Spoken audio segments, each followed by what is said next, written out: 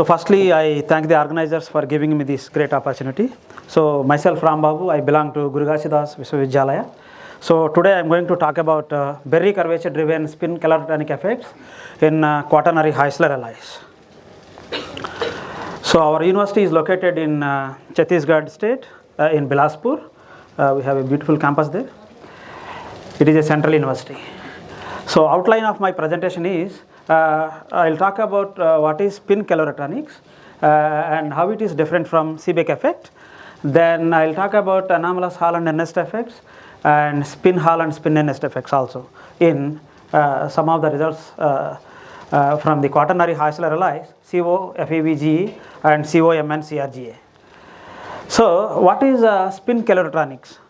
So we know spintronics field, the manipulation of charge and spin degrees of freedom, it will give rise to spintronics field, and if you manipulate charge and heat, that will give rise to the thermoelectricity, and spin caloritronics is manipulating charge, spin and heat, all three together, that gives rise to spin caloritronics. So it is a branch of spin caloritronics, spintronics. So basically the nest effects, they come under the category of spin caloritronics. So nest effects, there are different kinds of nest effects. I will talk about only two kinds of nest effects. One is anomalous nest effect and another one is spin nest effect. So what is nest effect? Basically the generation of the transverse electric voltage which is mutually perpendicular to both magnetic field, applied magnetic field, and the temperature gradient that gives rise to the transverse electric voltage, which is known as the nest phenomena, where n is the nest coefficient. So basically these nest effects, they come under the category of transverse effects. These are the transverse effects. Basically we should know what is longitudinal effect. So in longitudinal effect we have input and output along the same direction irrespective of the magnetization direction. Whereas when you come to the transverse effect, the input is basically perpendicular to the output and magnetization. So the example of the longitudinal effect is the Seebeck effect, whereas the example for the transverse effects are nest effects such as anomalous nest effect and spin near nest effect. So what is Seebeck effect? So basically in Seebeck effect we have hot junction and cold junction. Due to the temperature gradient between hot and cold junction, there is a voltage developed across this material, and this voltage developed across this material is actually the temperature gradient is also across this material. So basically input and output are all are along the same direction, which is a longitudinal effect. We can see that there are some disadvantages of this Seebeck effect. In Seebeck effect, we get the low conversion efficiency, basically low thermoelectric figure of merit we get, limited by the ratio of electrical conductivity and thermal conductivity, and relatively it produces very small voltage per Kelvin temperature difference, and it requires large temperature gradients, and sometimes material cost may be high, and thermal losses and mechanical brittleness of the materials. So the alternative to the Seebeck effect may be the nest effects. So if you compare Seebeck effect versus nest effect, Seebeck effect, it is the voltage generated along a temperature gradient, whereas in nest effect the voltage generated perpendicular to both temperature gradient and applied magnetic field. In Seebeck effect you don't need any magnetic field, but nest effects, they require a perpendicular magnetic field, and basically this is longitudinal effect and this is a transverse effect, and the basic mechanism here is carrier diffusion from hot to cold region, and here Lorentz force deflects the carriers, and the coefficient is here Seebeck coefficient, here it is the nest coefficient, and the applications are here thermoelectric generators and thermocouples, here magnetotransport and superconductivity studies. We can see these nest effects. So the disadvantage of Seebeck effect is one key disadvantage is basically the hot junction is the electrical circuit is associated with the hot junction. So sometimes due to the more heat, the electrical circuitry may be get damaged in the Seebeck effect, whereas in the nest effect we can avoid by this geometry, because we are measuring the voltage perpendicular to both the temperature gradient and the applied field. So achieving good thermal insulation while maintaining good electrical conduction we can get by using the Nernst effects. So basically, yeah, we have seen this one already. Yeah, so there are two types of mechanisms that contribute to the anomalous Hall and spin Hall effects, and as Professor said, extrinsic mechanisms, they are contributed by impurities and dopings, which may be due to skew scattering and side jump, and intrinsic mechanism to the spin Hall effect or anomalous Hall effect is mainly due to the coming from the band structure. So how it comes from the band structure? Due to the spin orbit coupling, it induces the Berry curvature, and this Berry curvature is responsible for the intrinsic anomalous Hall and spin Hall effects. So we have studied two compounds for these studies. These are two quaternary Heisler alloys by using density functional theory simulations. So basically these Heisler alloys, they exist in the cubic crystal structure depending on the composition. For example, if it is an X2YZ structure, it is full Heisler alloy.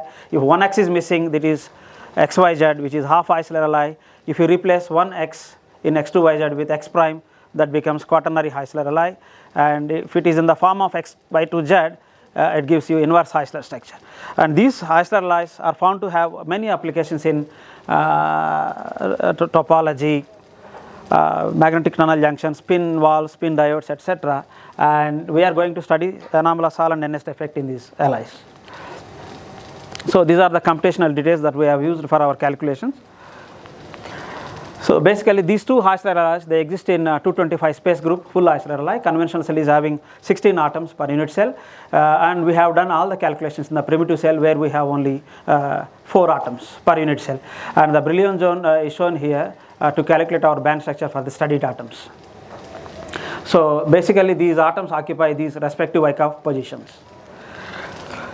So to further proceed with these calculations, we need to confirm the ground state energy of these compounds, and the ferromagnetic ground state is the equilibrium structure for both of the compounds that we have studied, and we have also calculated the magnetic moments, and they are coming out to be 1.969 and 1.096 Bohr magnetons respectively. They are deviating from the integer magnetic moment, so indicating that they are not following the Slater-Pauling rule, implying these are not exactly half metals, but we may say that they are nearly half metals.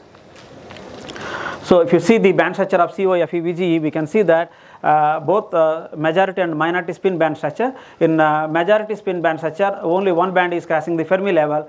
In minority band structure also, there is one band crossing the Fermi level, and both these the bands are represented by the corresponding Fermi surfaces here, and we try to calculate the degree of spin polarization for the studied compound by using the from the density of states calculations, and we got 84% degree of spin polarization for the studied compound, and for the spintronics applications we expect 100% spin polarization in general, and the contributions from the individual orbitals are shown for the respective atoms here.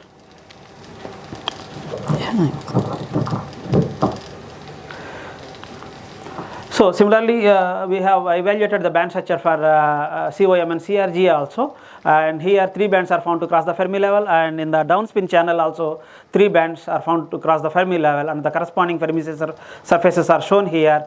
And from the degree of spin polarization calculation, we can see that we got the 75% degree of spin polarization. We can see that there is a small crossing near the Fermi level in the down density of states, so indicating that it is nearly a half metal. So we have confirmed the mechanical stability of the both compounds by using the bond stability criteria, and both compounds, they satisfy this criteria, stating that the compounds are mechanically stable, and the dynamical stability is also confirmed from the absence of the imaginary frequencies from the phonon dispersion spectra for the both compounds, implying that both compounds are dynamically stable. Also we have calculated the Heisenberg magnetic exchange interactions for the both compounds, and we can see that for COFeVGE the dominating the coupling comes from cobalt iron interaction, where we can see that for the first nearest neighbor interaction it is above 8 MeV. For second nearest neighbor it is coming below 2 MeV, and again third it is going around 2 MeV, and for fourth it is coming near 0. And we can see that for other interactions also, we can see some of the interactions are negative interactions. We can see from iron-iron interaction, and this iron-vanadium interactions are negative. But together, if you add all these interactions, the total effective coupling is positive, indicating that the compound is ferromagnetic in nature. And we can see that the oscillatory behavior from the zoomed version of this plot, the oscillatory behavior is basically a type of RKKY type interaction, which is an indirect interaction that can be observed usually in metals. And we can also see this oscillatory behavior from this term sin x minus x cos x, which are oscillatory functions, and the rapid decrease of this amplitude, which is coming from the denominator x power 4 term. And we have estimated the Curie temperatures for both of the compounds by using mean field approximations. They are a little bit higher compared to the experimental ones. So coming to the anomalous Nernst effects, I have already told this the transverse voltage is developed mutually perpendicular to both applied thermal gradient and the magnetization. It is nothing but the thermoelectric analog of the anomalous Hall effect, and the driving force is the spin orbit coupling, which induces the Berry curvature. So Berry curvature is nothing but the fictitious magnetic field in the momentum space. From the Berry curvature we can find out the anomalous Hall conductivity, which is the integration of this Berry curvature in the three-dimensional K space. And from this anomalous Hall conductivity we can find out the anomalous Nernst conductivity alpha xy in terms of anomalous Hall conductivity. And by using the vanirization we have reproduced the band structure from in Vanier 90, and we have exactly matched with the WASP band structure, and we can see that the anomalous Hall conductivity graph as a function of this Fermi energy. It can be shown here, since we are interested near the Fermi level only. So we have calculated the anomalous Hall conductivity near the Fermi level, above and below the Fermi level range, plus or minus 300 MeV, and it is coming out to be 340.2 Siemens per centimeter, around 215 milli electron volts. And also we have calculated the anomalous Nernst conductivity at room temperature, and it is coming out to be 1.26 ampere per meter Kelvin, around 166 milli electron volt below the Fermi level.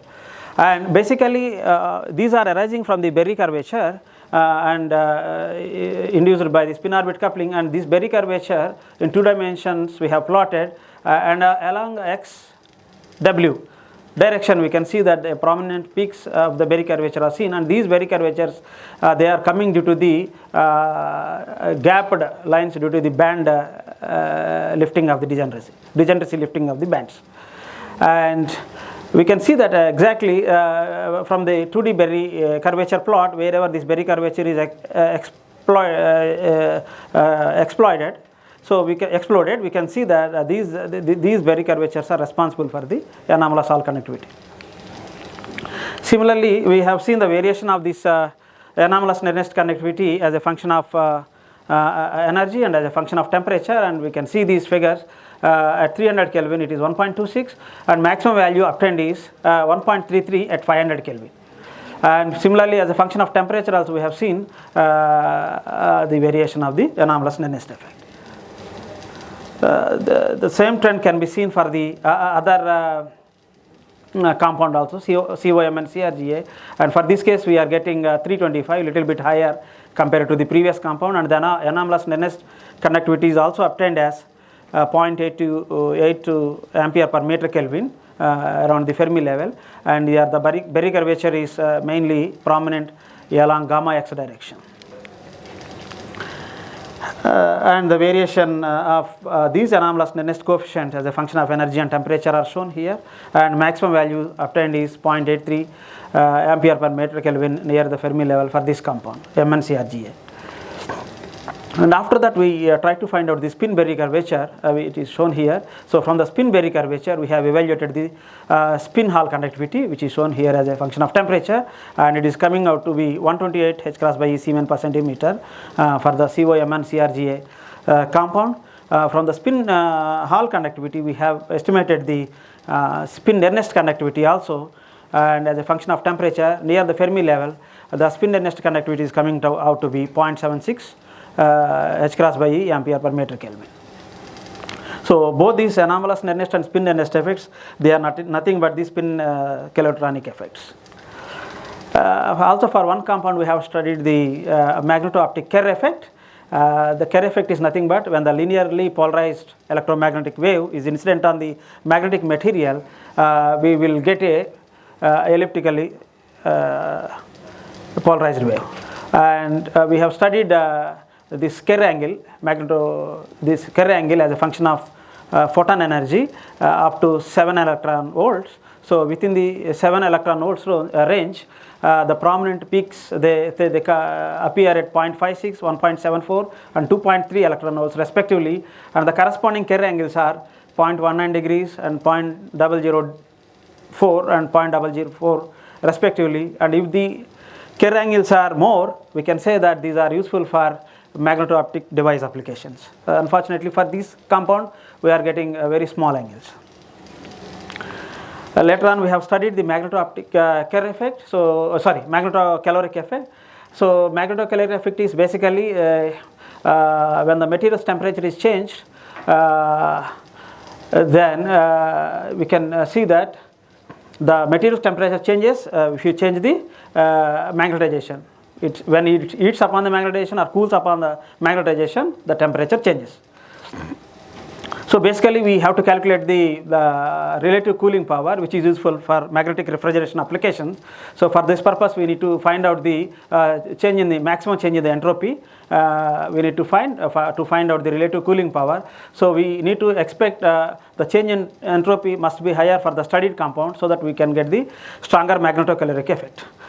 So what we have done Monte Carlo simulations to find out the magnetocaloric effect. So we have seen that the transition is around this temperature 1764.2 for the COM and CRGA compound ferromagnetic transition, and from that one we have calculated the entropy change as a function of temperature, and we can see that the peak is shifting. So it is going from 0.025 joule per kg Kelvin to 0.3 joule per kg Kelvin with respect to the applied magnetic field. So as we increase the magnetic field from 1 Tesla to 9 Tesla, there is a shift we can see.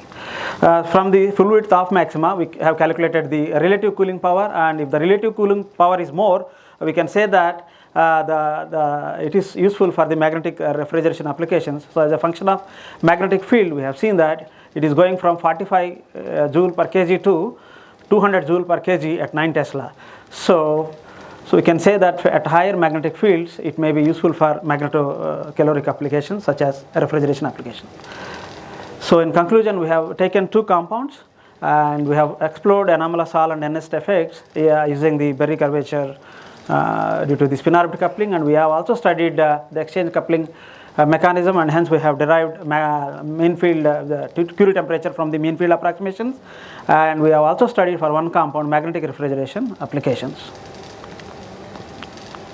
So we have published these results in Physica Scripta and JPCM recently. So we acknowledge ANR of India for funding through CRG and EQ. So this is our group. Thank you.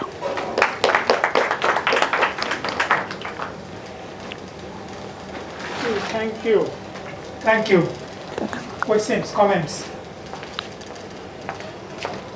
I can just shout. Is there any effect of U on these materials because manganese or something? Do you think it will change the degeneracy and change the values? Or? Actually, these materials are already experimentally proved to be metals. Okay, so even if you apply U, you may shift the charge state, so that may become off metal, but there is no U. Since they are already metals, we don't need to apply U.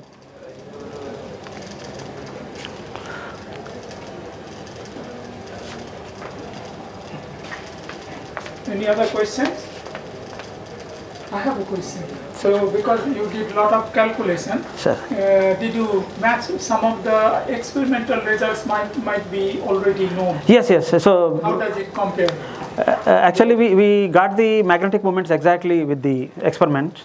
That nonce effect or the thermoelectric Thermoelectricity people have not done experimentally. I see. Okay. So anomalous Hall also people have not done. So we have taken experimentally synthesized compound and we explored. Okay. All right. Thank you. Thank you. Okay. Let's thank you.